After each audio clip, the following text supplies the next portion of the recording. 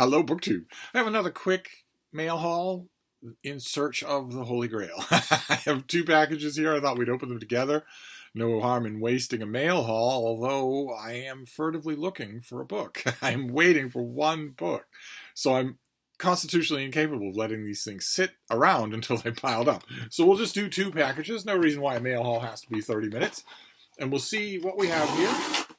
And we won't just assess these books in terms of whether or not they are the book, the one I'm looking for. We'll also assess them in terms of their interest and viability. We'll review. So what is this first one that we've got? Okay, science fiction. Great. This is The Archive Undying by Emma Mieko Candon. Lovely cover. Look at that. That is just fantastic. So this comes out in June. This is a June science fiction release. One of the best feelings in the reading world is that of cracking open a new book only to have to put it down a short while later in order to let the brain-expanding magnitude of what you have just read sink in. I wouldn't know. That has never happened to me. Best-selling author Emma Mieko Candon's The Archive Undying delivers on that promise in spades. On the surface level, this is a novel that contains some of the genre's favorite tropes. Giant robots, AI gone wrong, lovable characters who make bad personal decisions. But on closer inspection, Archive is nothing short of a full-bore tour de force that delves deeply into issues of mortality, identity, queerness, and above all, the tyranny of having a human body. It's unhinged. It's perfect. Okay, it's looking to me like we're not going to be able to go much further if we're going to have a nice, polite mail haul. The mention of queerness is the ultimate red flag. That is the ultimate red flag. That means if you like this book, you are a good person, capital G, capital P. And if you don't, you're a bad person, capital B, capital P. If you don't like this book, you're a bigot. And there's no tyranny to having a human body. That's why I want. Let's see. Let's see if we can, how far we can go here. The Archive Undying is the first volume in the author's Downworld sequence, a sci-fi series where AI deities and brutal police states clash, wielding giant robots steered by pilot priests and with corrupted bodies. When the robotic god of Kun Mo went mad, it destroyed everything it touched. It killed its priests, its city, and all its wondrous works. But in the final death throes, the god brought one thing back to life, its favorite child, Sunai. For the 17 years since, Sunai has walked the land like a ghost, unable to die, unable to age, and unable to forget the horrors he's seen. Doing pretty well so far. This sounds really, really good. He's run as far as he can from the wreckage of his faith, drowning himself in drink, drugs, and men. But when Sunai wakes up in the bed of the one man he never should have slept with, he finds himself on a path straight back to the world of gods and machines. The pilot is somehow riotous and fast-paced while also being profoundly layered. The plot is somehow riotous and fast-paced while also being profoundly layered and poignant. Okay, and then, oh no, we'll risk a little because this sounds really good. So we'll risk a little. The pub sheet includes a quote from the author about the inspiration for the book. This can't end well. Let's see. This is the author about the book. It's been a while since I introduced myself with my illness, but for a time it was the only thing I knew how to do. I had spent 6 months in a Japanese hospital with a case of brain-on-fire disease followed by total organ failure.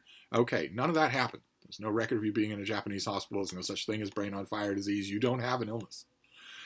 So it's a rocky start here. I begun this book in the aftermath of my second bout of major surgeries, but even so, I didn't realize that it was about bodies, about illness, ability, and the devastating changes that you nevertheless survive, until the second or third draft. You can never see the crater until you're far enough away from the site of impact. Oh, that's not true. Of course, if you've ever been to a crater, you can see it right there on the lip. And you also know you're in a crater when you're at the bottom of a crater. So nice try, but that kind of motivation speak doesn't really work. I don't believe for a minute that any of this illness is real. No one under the age of 50 who ever reports an illness of any kind is telling the truth. And also, what does that pronouncement say? You know, see, I was right. I probably shouldn't have read it. That pronouncement says that you are spitting on my personal pain if you don't like this book. And I don't like that. Whether it's Emma Mieko Candon or anybody else, I don't like it when an author attempts preemptively to critic-proof their book. But we can just pretend that we didn't read any of that and concentrate on the book, which sounds fantastic.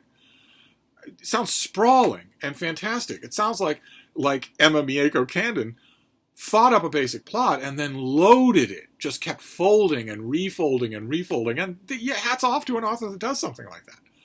So, come the summer, I will read the Archive Undying, and we will see. And let's move on to the next one, and hope that we do a little better. Let's move on to the next one, and we will just mind our manners this time around. It's a finished copy. Oh, what's this? Recognize the people on the cover. What is this? Okay, this is a hardcover. This comes out in late February, so this is almost here. This is called Empty Theater. It's a novel by Jack Jemk, Jacgemc. Empty Theater. That's the cover. Some of you who know your history will recognize the man anyway on the cover. What have we got here? Let's see here. In this book, the author masterfully reimagines the mad misadventures and whimsies of real-life royal cousins King Ludwig, that's King Ludwig, the Dream King on the cover there, and Empress Sisi, icons of Europe in the late 19th century, who died young and left behind magnificent portraits and palaces. But the author's fascination with these characters lies in the cousins' shared passions and a stubborn refusal to submit to the roles imposed on them. King Ludwig was sick. He had syphilis. He was insane. He wasn't a gender crusader. He was insane. But let's just go on here.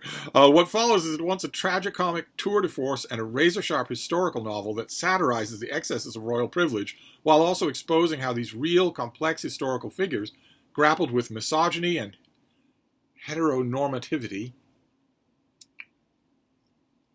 idealized motherhood, and, of course, say it with me now, toxic masculinity. Boy, these two books are really testing my resolve to be a good team player, my resolve not to go on 40-minute rants. These two books are really tempting me to do that. I think it would be lunacy to read the author bio of this person, so I'm not going to. This is a historical novel about King Ludwig II. I realize that makes me a knuckle-dragging misogynist. It makes me, in the words of Twitter, literally worse than Hitler, because I'm saying this is a historical novel about King Ludwig instead of about his cousin Sisi and King Ludwig. Always give King Ludwig second billing and say that it's about both of them, or I will call your employer and say that you're part of a sex trafficking ring. And it's not true, and you could sue me for slander, and I could do jail time, but you'll never work again. So you have to put it that way. You have to say it the way I say it, or that's it. That's all. My first response will not be a bemused silence. My first response will not be a world-weary comment on Twitter. My first response will be terrorism, an attempt to hurt you in the real world. So, nevertheless, this is a historical novel about King Ludwig II of Bavaria. And it comes out in late February. So, and this author, okay, we're gonna steer clear of the author bio, but the back page of the book or the sheet here is full of praise for this author's earlier works: Empty Theater, The Grip of It, and False Bingo. Do any of you know those books? I think I remember The Grip of It a little. I don't remember either of the other ones. Empty Theater has blurbs from Heather O'Neill, Morgan Thomas, Samantha Hunt, and Fernando Flores. And everything else has blurbs from other people. Okay, and for this book, Booklist gave it a starred review, and Kirkus gave it a starred review. And as I mentioned on this channel many, many times, that is no small thing. That cannot be bought or coerced. That's the reviewer deciding to do that. So, fantastic. So that bodes well. Actually, these both bode well for enjoyability. historical fiction and science fiction, two of my favorite things to read. I will promise, I absolutely promise that I will go into these things without my hackles raised. And try to give them the best shot they possibly have. But needless to say, I hope it's needless to say, neither one of those was the book that I'm looking for. Guarantee the book that I'm looking for I will impulsively open off camera. So we won't even, for all this bother, we won't even catch the moment. I guarantee that'll happen. But 2 new books coming out, one in February, one in the summer, that you might be interested in. They both sound really good. So historical fiction or science fiction, if either one is your bag or both, mark them down, and we will talk about them later. But anyway, I'm going to wrap this up. If there's more mail, you can be sure I will dive right into it. I will try to turn the camera on first. So I'll wrap this up, and I'll see you then. Thank you, BookTube.